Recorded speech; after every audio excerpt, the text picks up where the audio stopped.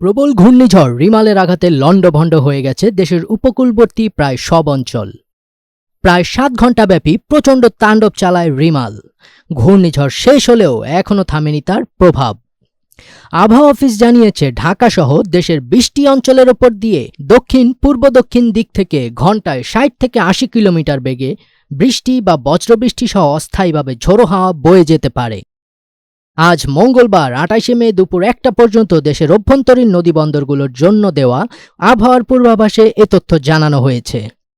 আবহাওয়াবিদ মোহাম্মদ মনোয়ার হোসেন স্বাক্ষরিত পূর্বাভাসে জানানো হয়, ঢাকা, রাজশাহী, দিনাজপুর, পাবনা, রংপুর, বগুড়া, টাঙ্গাইল, ময়মনসিংহ, যশোর, কুষ্টিয়া, ফরিদপুর, মাদারীপুর, খুলনা, বরিশাল, পটুয়াখালী, নোয়াখালী, কুমিল্লা, চট্টগ্রাম, কক্সবাজার এবং সিলেট অঞ্চলের ওপর দিয়ে দক্ষিণ পূর্ব দক্ষিণ দিক থেকে ঘণ্টায় 60 থেকে 80 কিলোমিটার বেগে বৃষ্টি বা বজ্রবৃষ্টি সহ অস্থায়ীভাবে ঝোড়ো হাওয়া বয়ে যেতে পারে। এসব এলাকার নদীবন্দরকে 2 নম্বর নৌ হুঁশিয়ারি সংকেত দেখাতে বলা হয়েছে। এদিকে ঘূর্ণিঝড় রিমাল ও রিমাল পরবর্তী সময়ে দেশে 3,335 মিলিমিটার বৃষ্টিপাত হয়েছে।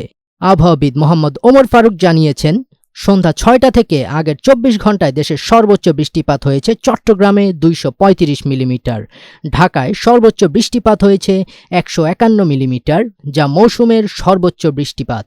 দ্বিতীয় সর্বোচ্চ বৃষ্টিপাত হয়েছে কুতুবদিয়ায় 187 মিলিমিটার। এছাড়া সাতক্ষীরায় 172 মিলিমিটার, খুলনায় 163 মিলিমিটার, গোপালগঞ্জে 151 মিলিমিটার, বরিশালে 147 মিলিমিটার, সন্দ্বীপে 146 মিলিমিটার, চাঁদপুর ও ফেনীতে 139 মিলিমিটার, সীতাকুণ্ডে 113 মিলিমিটার, মাইজদিকোটে 106 মিলিমিটার বৃষ্টিপাত হয়েছে।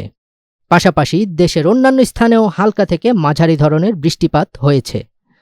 আবহাওয়া অফিসের বিভিন্ন স্টেশনে 24 ঘণ্টায় মোট 3,335 মিলিমিটার বৃষ্টিপাত রেকর্ড করা হয়েছে।